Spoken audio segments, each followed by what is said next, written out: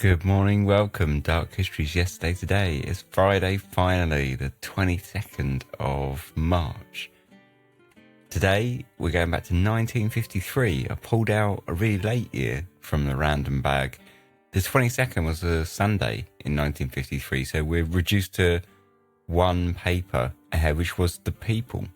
Sort of a shock to the system. 1953 papers are pretty modern, so after everything that we've been digging up for the last sort of couple of weeks, it's quite a change just to have a regular paper to flick through. Has to be said though, that with The People, we're well and truly in tabloid territory. Fortunately, it's tabloids from the depths of the Cold War, so it's kind of interesting. To start us off, I found a little story on page 2, which is a stark reminder that, it's this kind of Cold War 1950s. And it had a bunch of little kind of snippet stories, and this is one of them. A small piece of radioactive cobalt prepared in America is claimed to give off more of certain rays than all the radium so far obtained by the scientists. Given how we've spent most of yesterday today digging through pre-20th century periods, it's pretty shock to the system to read that after all the usual talk of electric lamps as powerful as 20 candles. But what I thought was interesting was that was only 50 years prior, and all of a sudden we're talking about radium and cobalt.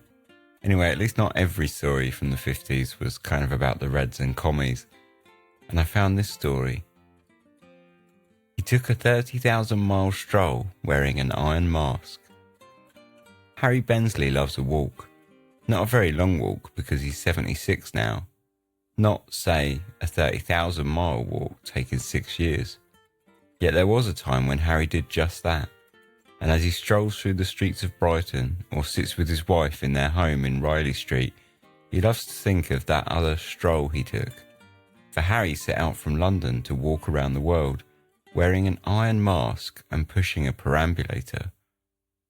It started, he says, over brandy and cigars in a West End club in 1907. Harry, just back from soldiering in India, was busy spending an income of £6,000 a year from Russian investments. John Pierpont Morgan, the American millionaire, and Lord Lonsdale had an argument. Was it possible for a man to walk around the world? Morgan was ready to bet $100,000 that it couldn't be done. Harry said he could do it.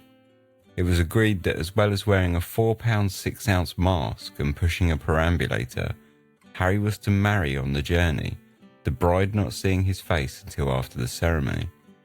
Further, he was to take nothing but £1 and a change of smalls and pay his way by selling postcards.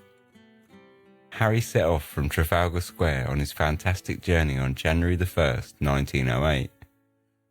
On August the 14th, 1914, he came walking into Genoa, Italy, with 30,000 miles and 250 offers of marriage behind him.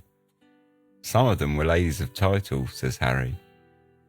He had only 9 countries and 7,000 miles to go, but there was a cable from his backers. The war's on, the bet's off, it said in effect. Harry came back home by ship and joined up. They gave him £4,000 for consolation, and he gave it to charity. His £6,000 a year disappeared when the Russian Revolution broke out. What? So what? Why was he wearing a mask and pushing a pram? Was he pushing a pram because he didn't have a backpack, or was the pram just a part of it? And what did that have to do with anything? Anyway, in fact, what were any of the weird stipulations that they threw at him? Like having to sell postcards and wear a mask and get married. And then how harsh when he was almost there. They only gave him $4,000 out of 100,000. I'm sure he I would say he earned a lot more than that. Anyway, back to the snarkiness of the Cold War. Dress. Ivan is terrible. Soon, in Moscow's spring sun, the best dressed Reds will be wearing suits of royal blue, but not because it's coronation year. They'll be wearing blue because blue and chocolate brown are what they always wear in the home of quote-unquote progress. Men's fashions sometimes change once every 50 years.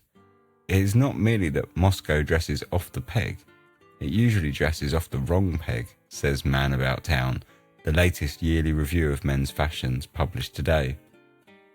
What money cannot buy in Russia is a well-cut suit, and the girls don't do much better.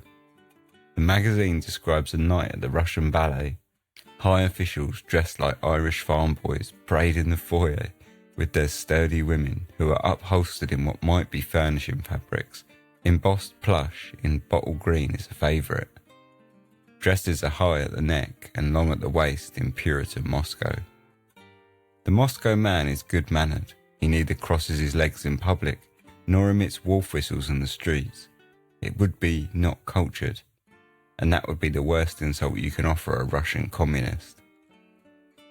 So the 50s, not content with just the Reds, there's a cheeky dig at the Irish in there and a bit of classism as well, just for good measure. Still, in other news, you could always head to the new home exhibition and pick up some asbestos sheets for shed and fireplace building, which takes up a full half-page ad. Anyway, that was yesterday. This is today, and it's Friday, so have a great weekend whatever you're doing. There's no main episode this weekend because it's the off week, but we will be doing a live stream, which will be tonight, Friday night, and it's going to be in American time zones. So it'll be 2 a.m. in the morning if you're in GMT. For Americans, I believe that works out about